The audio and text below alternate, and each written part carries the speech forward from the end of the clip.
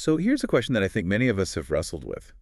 If God is all-powerful and he's actively watching over his people, why does it so often feel like he's standing afar off when we're suffering, when there's injustice or, just deep, deep trouble? That is perhaps the most difficult question of faith, isn't it? It's the cry of the soul from inside the furnace. But we believe we can find some real guidance and renewed strength in the answer today, drawn from a profound spiritual classic, a timeless exposition of the 10th Psalm. Welcome to the Pilgrim's Rest channel. Our purpose is to introduce spiritual books that have been passed down through the generations so that every saint walking the heavenly journey may find rest, nourishment, and renewed strength here. Okay, let's dive right in. Psalm 10, it starts with this immediate raw feeling that is so recognizable. The oppressed saint is crying out, looking at the Lord who seems to just stand still. He seems afar off and not that very present help we long for. The language of verse 1 is it feels like utter abandonment. It's intensely relatable. And I think what's so distracting in that moment, beyond measure, isn't the affliction itself. I mean, we can often bear the external trouble. Right. It's the feeling of God's apparent neglect. It's that suspicion that he's absent. The question, why hidest thou thyself in times of trouble? That feeling, that's what cuts the soul to the quick. That's such a key distinction. It's not the heat of the fire, but the lack of the refiner's visible presence. That's the real trial. The source puts it so well. It is not the trouble, but the hiding of our Father's face, which cuts us to the quick. And what's fascinating here is the spiritual reason that's given for this hiding. The exposition asks, if the Lord were always to comfort us perfectly while we were under correction, where would the effectiveness of the chastening be? But that analogy, the one about the rod and the smiling face, it sounds incredibly harsh. How do we square that image with a God who's meant to be tender and merciful? It feels, counterintuitive. It is. It's a challenge to our faith, but it points to a really profound insight, that the hiding is actually essential for what's called blessed affliction. The source explains that a smiling face and a rod, they're just not fit companions. To really feel the rod, you have to feel the loneliness of the rod. I see. So if we were carried over every single stream in God's arms, there would be no real trial, no experience learned, no spiritual muscles developed. Exactly. The Lord is described as bearing the back so the blow can be felt, because only affliction that's truly felt and not cushioned can become blessed affliction. And this uncomfortable truth, it explains why the journey of a believer has to include times of heaviness of heart, like we're reminded in 1 Peter chapter 1, verse 6. When trial and desertion come together, we're certainly in a perilous place, but the assurance is that the refiner is never far from the furnace. He has to hide, but he doesn't forget. That shift in perspective is so important, moving from demanding immediate comfort to understanding why the hiding might be essential. Yeah. That is where spiritual strength comes from. So if the believer is enduring this fire, who exactly is fanning the flames? The petitioner in the psalm now shifts from God's seeming neglect to this formal, detailed indictment against the wicked oppressor. Yes, and this whole psalm just details the character of the wicked. It emphasizes that pride is the root of tyranny, both ancient and modern. The evidence against them starts right away in verse 3 with this brazen-faced boasting. The wicked, they boast of their heart's desire, even when that desire is pure villainy. They're bragging sinners who glory in what should be their shame. And this is where it gets so pointed, especially about covetousness. The oppressor is so haughty that he blesseth the covetous whom the Lord abhorreth. I mean, that's an act of extreme insolence. It's pride unmasked, to differ so profoundly from the judge of all the earth and praise the very men God has cursed. And this critique of covetousness is startlingly relevant today, isn't it? The source laments that covetous men are often the only sinners still received as respectable in some religious circles. If a man is, visibly immoral, we put him out. But whoever institutes church discipline against that idolatrous wretch, the covetous man. That is a deep challenge to the church today. We praise the man who accumulates wealth, and maybe we ignore the questionable ways it was acquired or the idol that wealth has become. We have to tremble lest we become partakers in this sin of blessing the covetous whom Jehovah abhorreth. Precisely. We have to remember the clear scriptural truth in Ephesians chapter 5, verse 5, that covetousness is idolatry. The wicked man is trying to make his own values superior to God's. And this pride, it shows up physically too. Verse 4 says, the pride of his countenance prevents the wicked from seeking God. It's like proud hearts breed proud looks and stiff knees. It's hard to truly pray with a stiff neck. And this all culminates in the ultimate spiritual consequence of this pride, which is, well, it's practical atheism. It's defined by that damning accusation: God is not in all his thoughts. Amid heaps of spiritual chaff, there isn't a single grain of wheat. The wicked acts as if there were literally no God to be consulted or considered or obeyed. So because pride hates a superior and can't endure a master, the knowledge of God just becomes an undesirable thing to think about. He tries to soar in his own power, but his pride only plunges him deeper into the mire of self-delusion. And that self-deception leads directly to a foolish delusion of security, which is covered in verses 5 and 6. The wicked man's ways are always grievous to others. He just rolls on, crushing crowds, like an idol god on his monstrous chariot, completely regardless of the suffering he causes. But he can't comprehend God's justice. He simply can't look high enough to see it.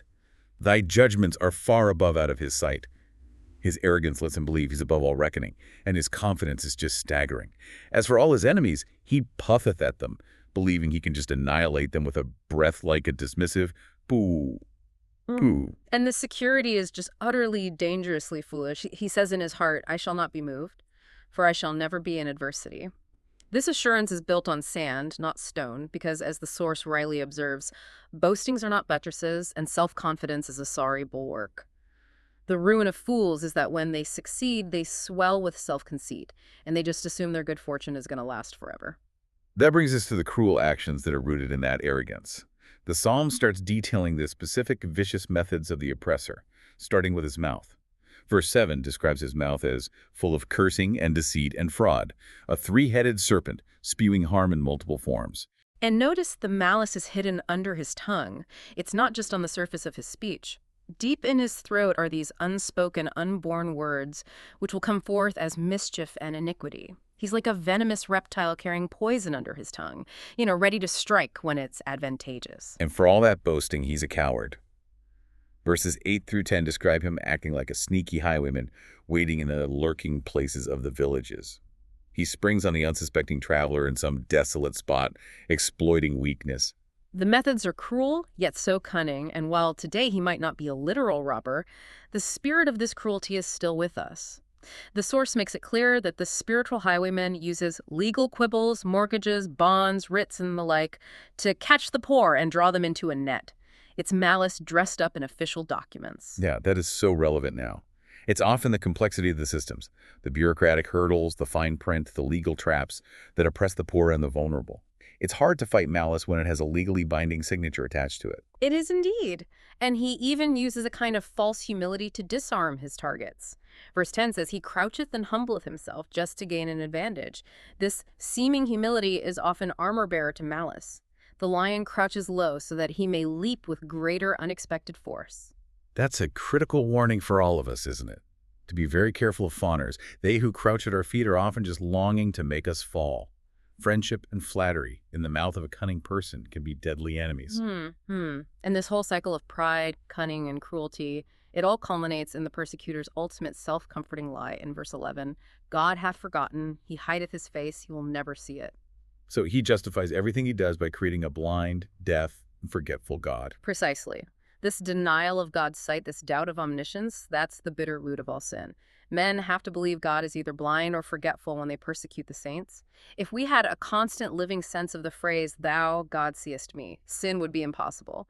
The radical certainty of God's real-time supervision prevents transgression. So with the case against the wicked fully stated, the oppressed petitioner is now ready to address the eternal king with renewed faith. He lifts up this cry for judgment in verse 12. The language is so bold, it's demanding intervention. Arise, O Lord, O God, lift up thine hand. Forget not the humble.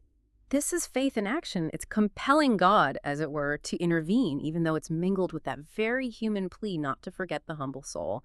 And it immediately contrasts with the wicked's delusion in verse 13, who had just confidently said, thou wilt not require it. That word require is so key here. It means to demand payment for or exact punishment for an offense.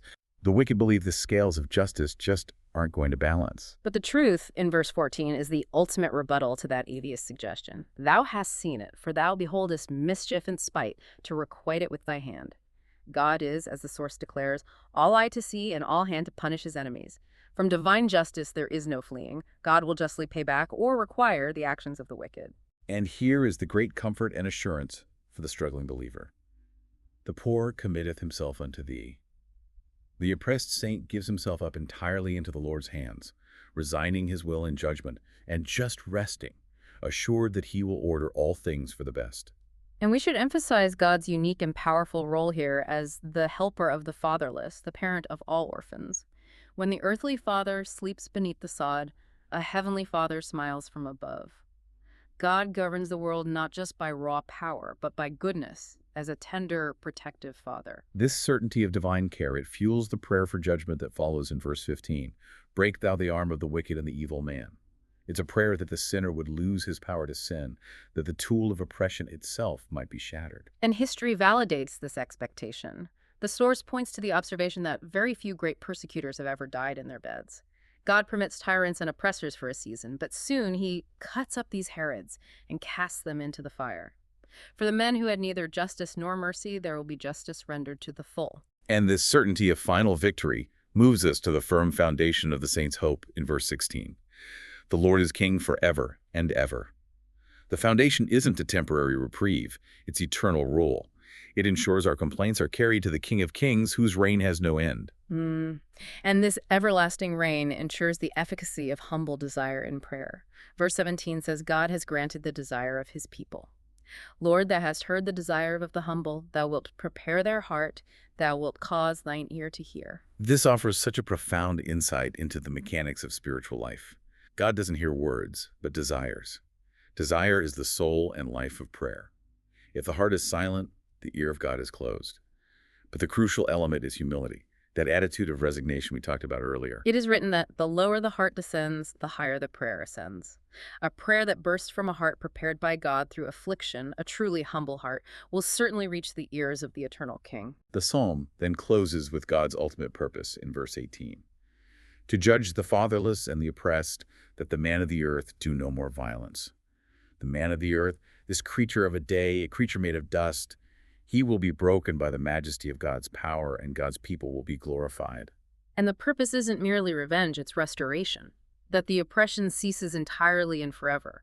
God acts so that the earthly tyrant is removed from his place of power and can't cause harm again. So what does this all mean for us?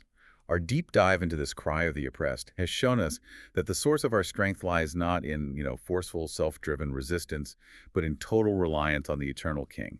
We learn that God's hiding is a necessary part of a blessed affliction designed to prepare the heart. But if God truly hears the desire of the humble, does that mean our most frustrating, wordless moments of silent suffering are, paradoxically, our most effective prayers? I think that's the ultimate question for reflection as we continue our journey. Committing ourselves fully to the God who sees every injustice and will surely pay back or require everything done under the sun. Thank you for listening to the Pilgrim's Rest channel. You're welcome to like, subscribe, comment, and share with fellow pilgrims around you so that we can support and encourage one another on this journey of faith. Hope to see you next time.